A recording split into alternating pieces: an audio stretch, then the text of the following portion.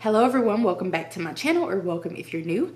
In today's video, I'm going to be sharing 10 steps that we have taken to recession-proof our finances. So if that is of interest to you, then please keep watching. So these are just the steps that we have taken that we feel like will be beneficial for us and to not undo the work that we've done over the last several years. In addition, not only are we dealing with a recession, as many people are, but we're also dealing with a time where we're having a lot of unexpected expenses. Already this year, we've had like $6,000 worth of unexpected expenses, mainly due to our car. We have other expenses coming up, not unexpected, but just expenses coming up. So that's why we're doing these types of things. So I just want to put that out there, that this is not just because of the recession, but because of all of the things that we have going on, in addition to the recession and the increased price of services and goods. We have consulted with our financial advisor, and these are just the things that we think are going to be the most beneficial during this time.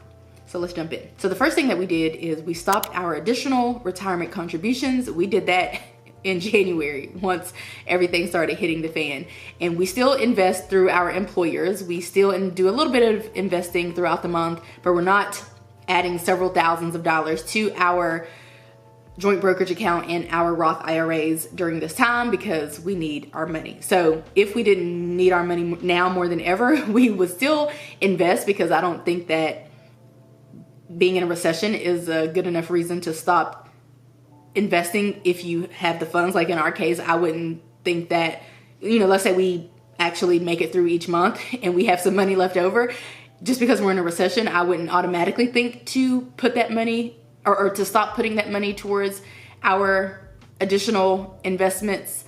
But because of everything that we have going on, we're not doing that. Next up, we started prioritizing saving. And by that, I mean, we've obviously always prioritized saving, but we need more money now, like I said, than we've ever needed before. And we need more cash money now than we've ever needed before. So to be able to pay for all of these expenses that we have going on, we need money in our checking account. So we are not sending that money to retirement or putting it towards debt. We are saving that money, that cash money. The next thing that we're doing is we're keeping our credit card spending to one card.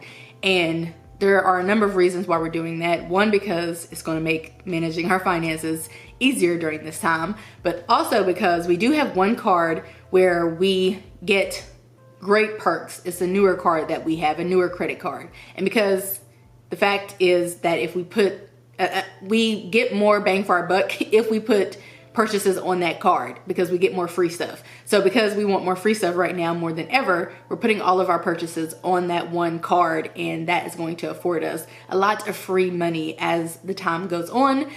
We did have a credit card that we were using previously that was pretty decent, but this one's far better, and so it just makes sense to make sure we're putting all of our purchases on that credit card. And just like in years past, we put our purchases on a credit card and then we pay off the credit card. That's how that works. The next thing that we're doing is not making any large unnecessary expenses. There are some things that we have purchased in recent years and some things that we're probably going to purchase as the time goes by, things that we want.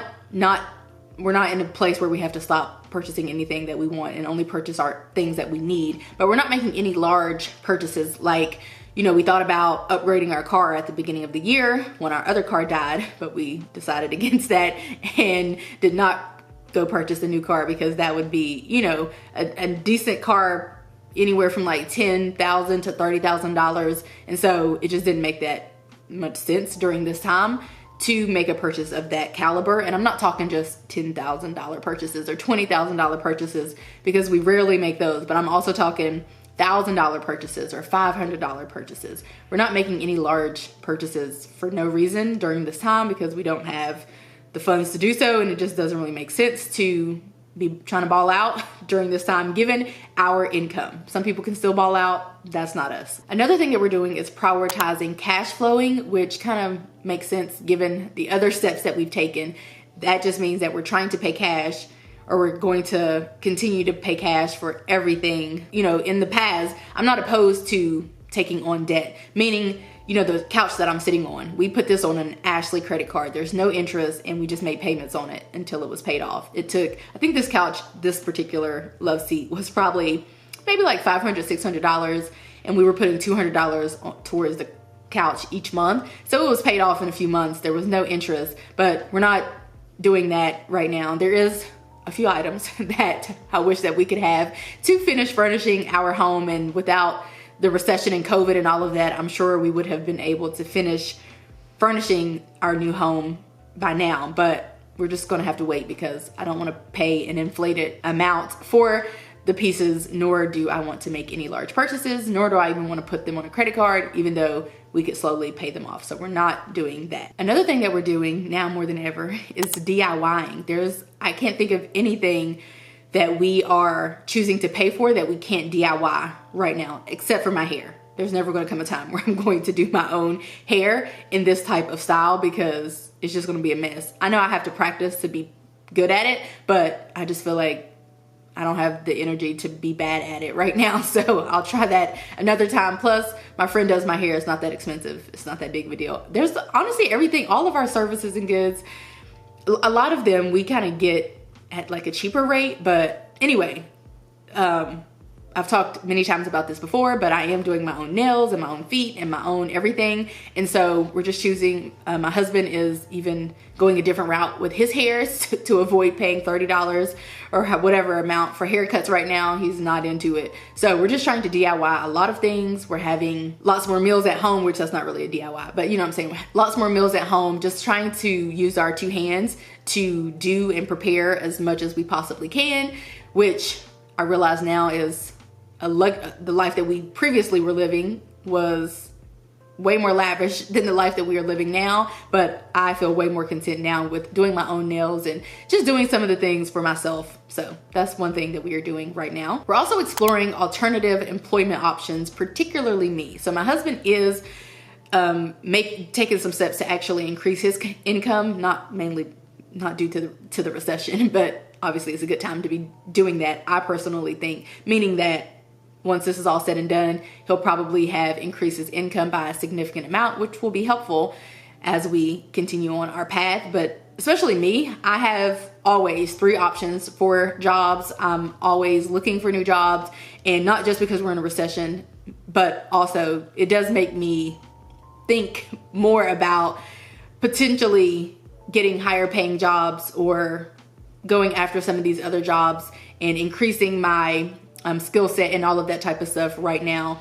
It just makes you really think about it, I guess, is what I'm trying to say. But I wouldn't just be doing this because of a recession, but it does make me think about how, you know, right now everything's really high. I know everything will go down eventually, but it does make me, it pushes me because I'm a very complacent person. If things are working for me, I kind of just stick with the status quo. My husband's the same way. We don't really go out there taking a bunch of large risks. I'm sure you have noticed, but during this time, it does make me want to take some more risks, not just because of recession, but especially with like the pandemic. And, you know, we've seen an increase of people working from home and just pivoting in their careers. And I'm not into doing things all willy-nilly, but I'm definitely now more than ever exploring alternative employment options. Another thing that we're doing that we kind of sucked at in the past is using the sinking funds. We've used them before, but it's kind of like an on and off again type of relationship, a love-hate relationship, if you will. But right now we are holding fast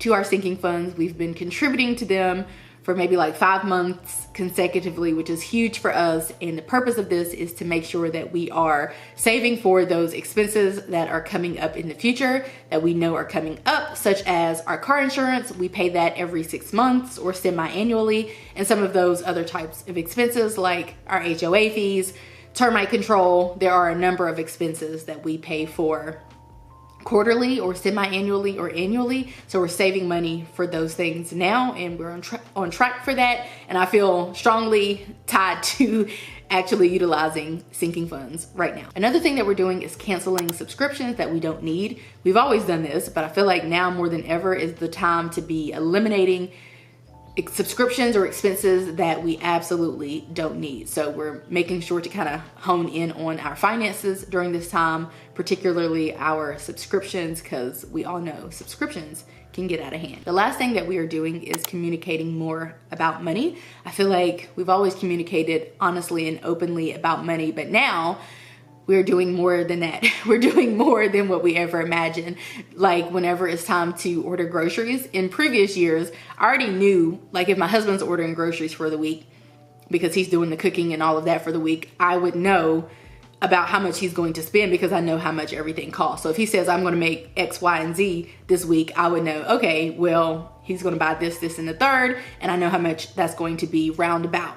Now, I kind of have no real clue about how much things are going to be. So before he makes a grocery order or purchases anything like that, we consult about that to see if there's anything that we can any other route that we could potentially take, like going to Aldi to pick up certain things, or just any other route that we could potentially take. That's just an example of a way that we're communicating more than what we did in the past, but we're definitely communicating more on all fronts about our finances now more than ever. So those are the 10 steps that we are taking to recession-proof our finances, which means really to decrease our expenses and to potentially increase our income, but if not, to at least keep our income the same while saving money, not going further into debt, and decreasing our expenses. And one thing I want to mention about the retirement situation is that if we somehow have an excess amount of money in our savings at the end of this, which I'm confident that we won't, it's not really looking too good for us as far as having a bunch of money saved, then we can just go ahead and put that money towards retirement. We have talked to our financial advisor and we told him that we were going to halt the additional investing from January to June, and we would revisit it in June. As of now, I kind of feel confidently we may be able to pick it up back in June, but I don't think we'll be doing it at the rate that we were, because I don't think that's going to be realistic. No, probably not. So anyway, we do plan to kind of revisit things in June and kind of look at everything and see if we still need to do everything that we're doing right now. Okay, so that is going to be it for this video. I hope that you guys enjoyed it. If you did, give it a like, subscribe if you're new, and if you're liking what you're seeing. And of course, if you have any tips, tricks, or anything to share, or any steps that you're taking or anything like that, then be sure to leave it down below in the comment section, and I will catch you guys right back here in a few days in a brand new video. Bye guys.